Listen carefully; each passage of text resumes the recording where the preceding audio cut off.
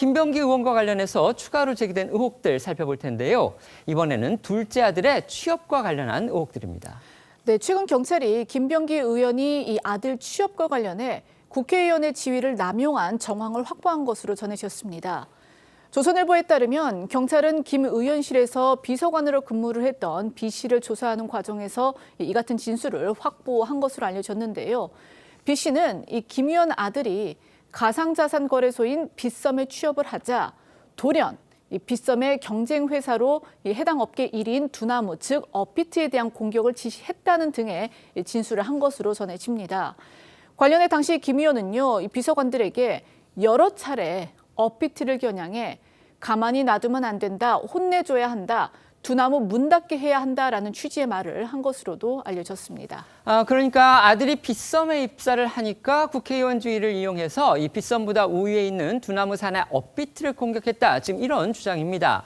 그런데요, 김 의원, 아들이 빗썸에 입사하기 전에는요, 빗썸과 두나무 양측 모두의 취업 청탁을 시도했다. 이런 주장도 나왔습니다. 네, 2024년 9월에서 11월 사이 김 의원은 빗썸과 두나무 대표를 각각 만나서 식사를 했던 것으로 전해집니다.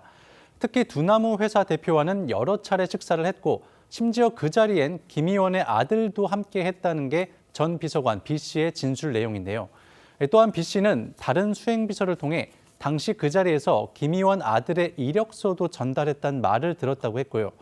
김 의원과 빗썸 대표 등과의 저녁 식사는 11월 서울 마포의 한 고깃집에서 이루어졌는데 그즈음 김 의원이 아들의 이력서를 들고 다녔다고도 진술했습니다.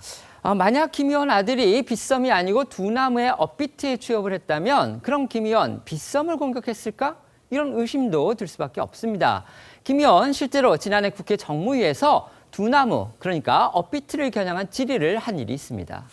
그렇습니다. 직접적으로 두나무를 언급하지는 않았지만 이 과거 사례를 들며 두나무의 독과점에 대한 질의를 했었는데요. 이에 대해 B 씨는 아들이 두나무 경쟁사 빗썸에 입사했기 때문에 이 경쟁 회사에 부정적인 질의를 했다고 생각한다며 이는 국회의원의 지위를 사적으로 남용한 것으로 한 기업의 존립을 위태롭게 하는 행위라는 입장을 밝힌 걸로 전해졌고요. 김 의원 측은 전혀 사실이 아니라며 강하게 부인하고 있습니다. 관련해 지난해 2월 국회 정무위에서의 김 의원 발언도 다시 들어보시죠. 우리나라 가상자산 거래소의 가장 큰 문제가 저는 뭐니 해도 특정 거래소의 독과점이라고 생각을 합니다. 독과점이 일단 되면은 그게 반드시 부작용과 부패를 낳기 마련이죠. 과거 사례를 보면 과거 루나 사태 때도 폭락 직전까지 정상 거래를 가장 마지막까지 허용한 업체죠.